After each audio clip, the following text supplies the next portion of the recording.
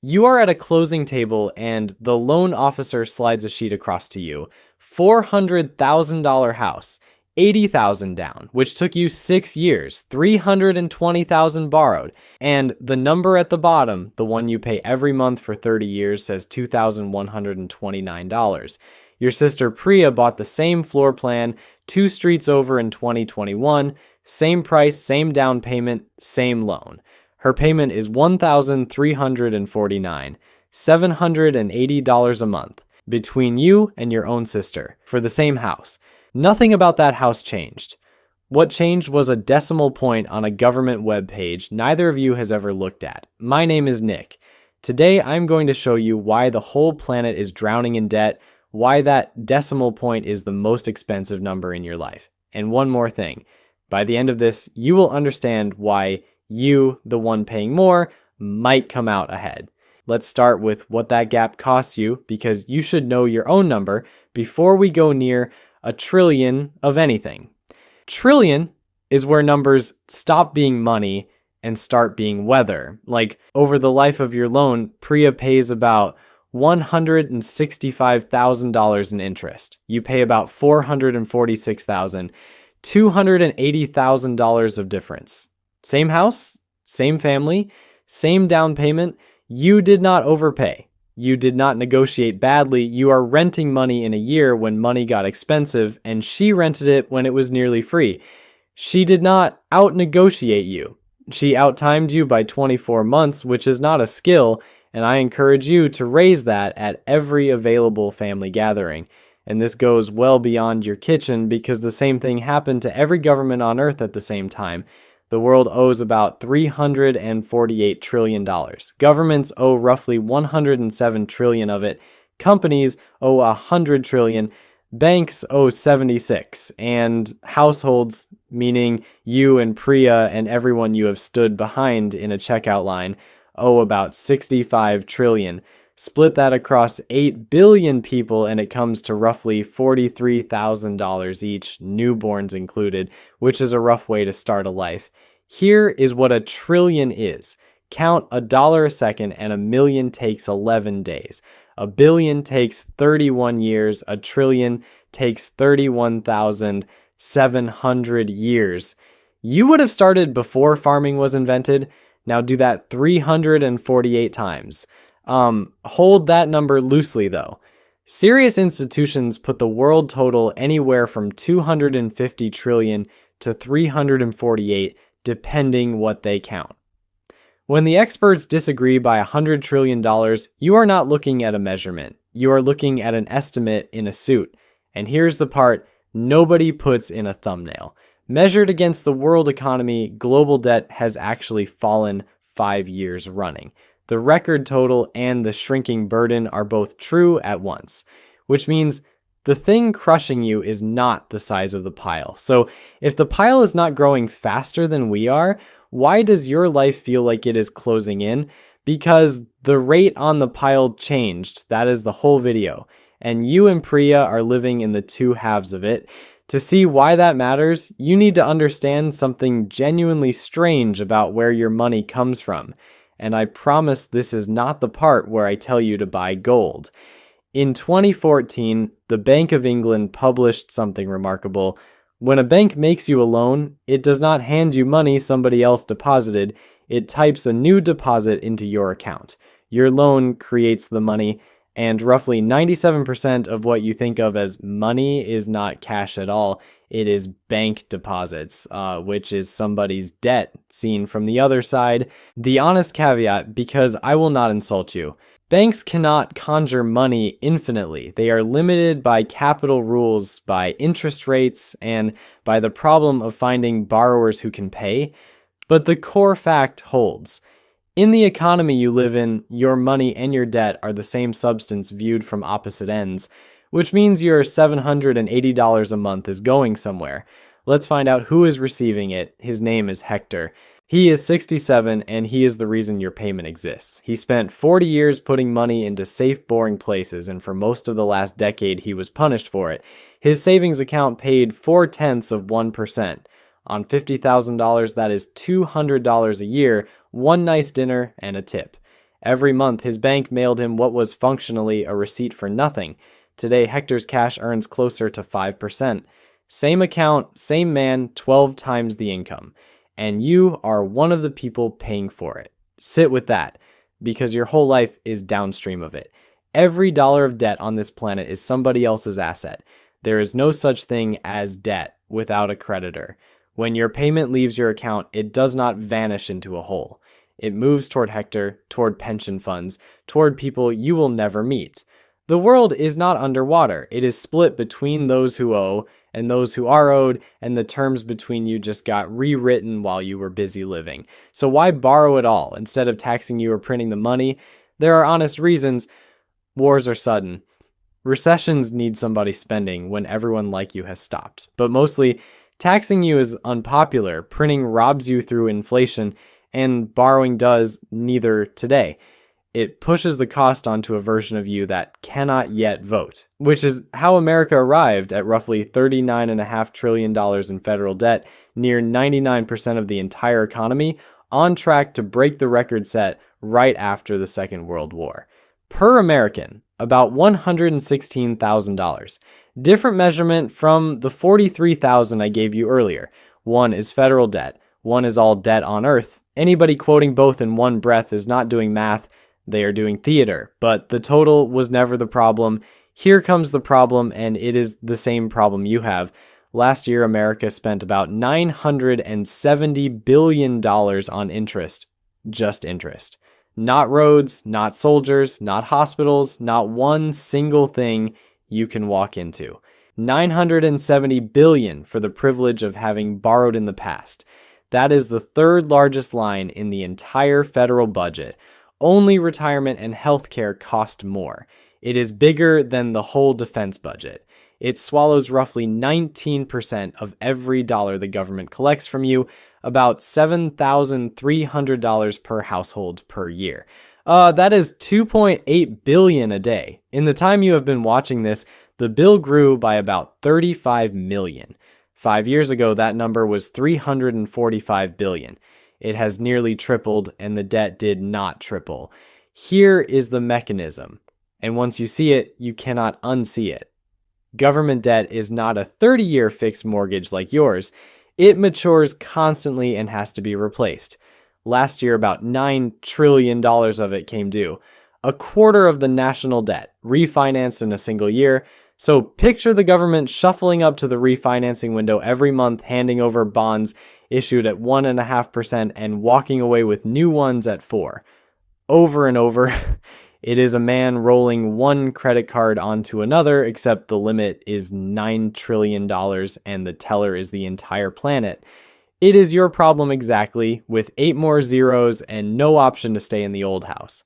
And I want to stop here because I think you already know what this section actually feels like. It feels like refreshing a rate website every morning the way other people check the weather.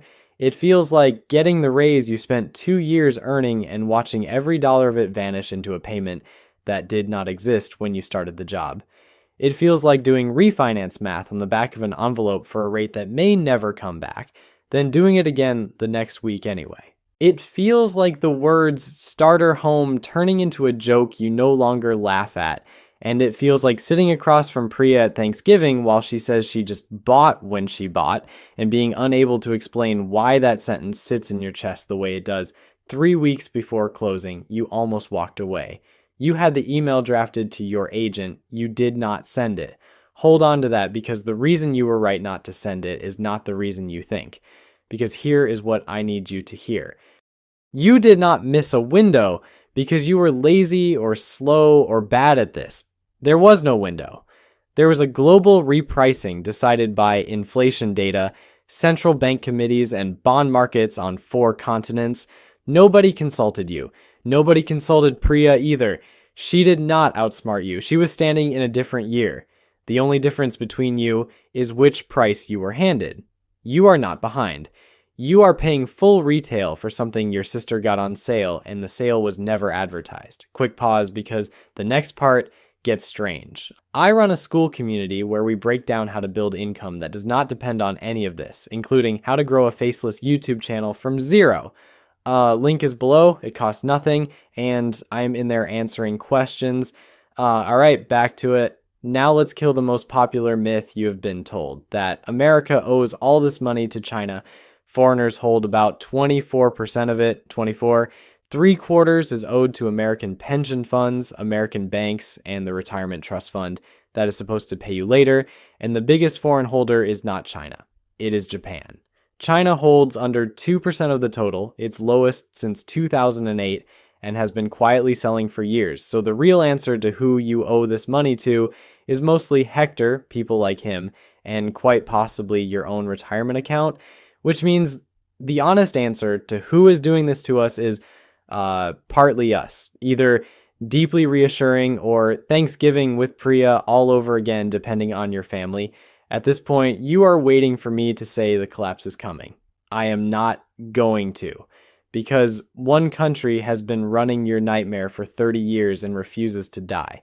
Japan's government debt is around 230% of its economy, higher than anything you have ever been warned about, and it has sat there since the 1990s. Traders predicted its collapse for so long that betting against Japanese bonds earned a nickname. They call it the Widowmaker because it kills the people who try it. So why is Japan fine? Because the debt is owned at home. Its central bank holds something like 46% of every government bond in the country. When your biggest buyer is your own central bank, nobody panics and sells. And because rates stayed near zero, Japan's debt service ran near 1.7% of its economy, against 3 or 4% for America. Japan owed far more and paid far less. Which should tell you everything. The size was never the story. The price was always the story. Now the turn. Japan ended negative rates in 2024, and its long bond yields have been climbing since. Your closing table and their bond market are running the same script. And while we are demolishing things, here's the most expensive spreadsheet error in history. In 2010, two famous economists published a paper. Once a country's debt crosses 90% of its economy, they said, growth falls off a cliff. It became gospel. Finance ministers quoted it, austerity budgets leaned on it, which means it reached into real pensions and real hospitals. Then a graduate student asked to see the original spreadsheet because he could not reproduce the result. He got it, and the formula had been dragged across the wrong number of cells, silently dropping 5 countries out of the average. Corrected, the cliff was not there. Growth for high-debt countries came out near 2.2%, not negative. There is still a real link between heavy debt and slower growth, and the authors always called it correlation, not cause, but a decade of policy that reshaped millions of lives leaned on a formula that stopped one row too early. Next time you feel bad about a mistake at work, carry that with you like a small, warm stone. So what happens when this does go wrong? Because sometimes it does. What turns a debt problem into a crisis is losing the market's confidence faster than you can respond. In 2022, Britain announced large unfunded tax cuts, bond yields spiked, pension funds were forced to sell the very bonds that were falling, which pushed yields higher, which forced more selling. The central bank stepped in within 5 days. The prime minister was gone in 7.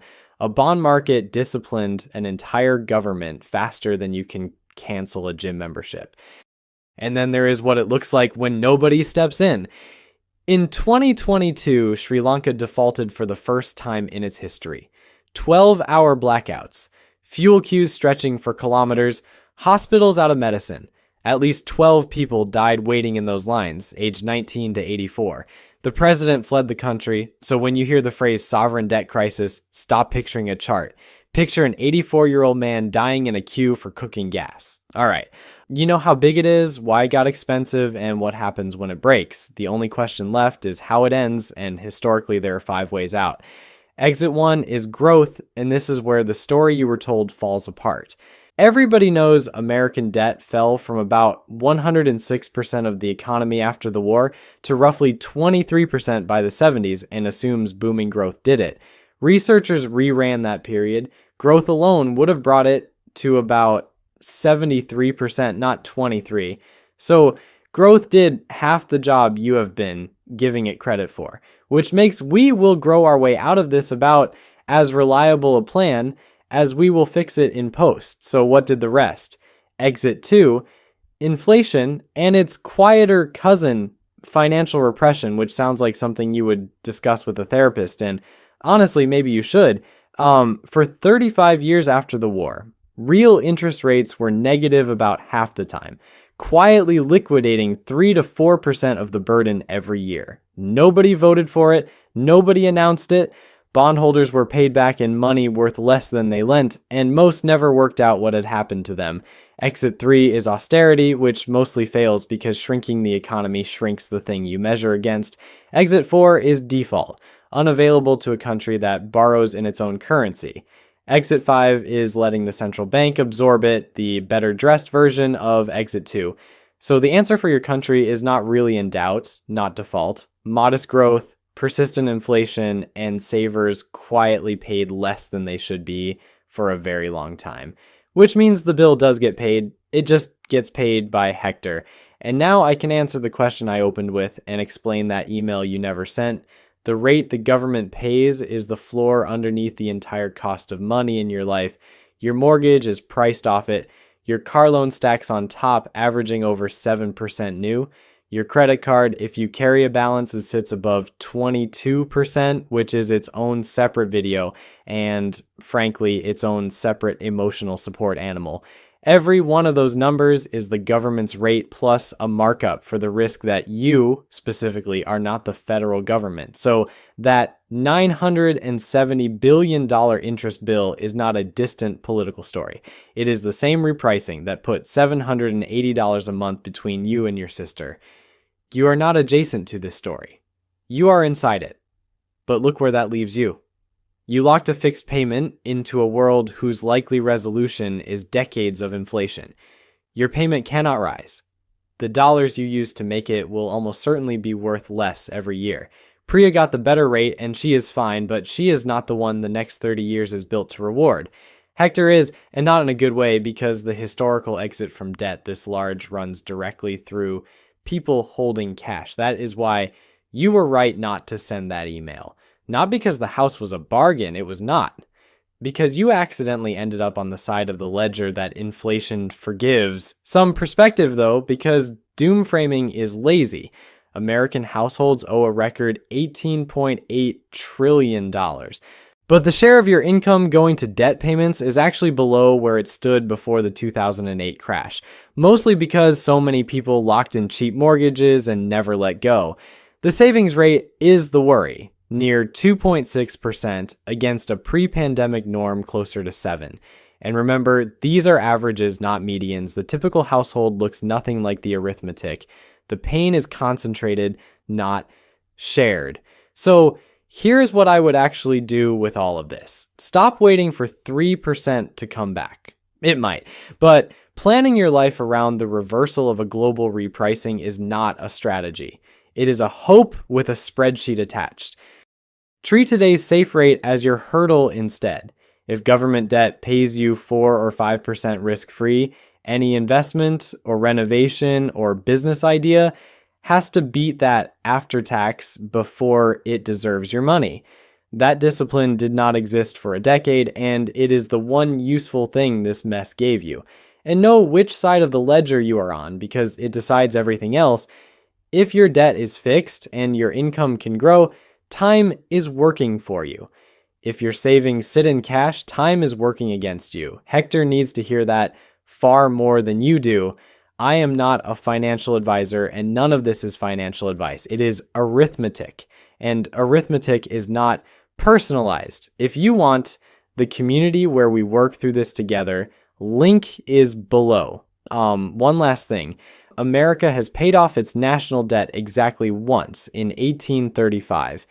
2 years later, the country collapsed into one of the worst depressions of that century, partly because killing the debt removed the safe asset the whole system was built on. Turns out the plumbing was load-bearing.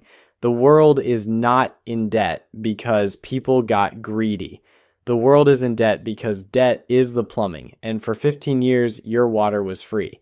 It is not free anymore. Nobody sent you a notice. The rate changed and everything built on top of it, including the number on the sheet in front of you, changed with it. You are not bad with money. The price of money moved while you were living your life. So find out what your rate actually is and then make sure that everything you own is earning more than it.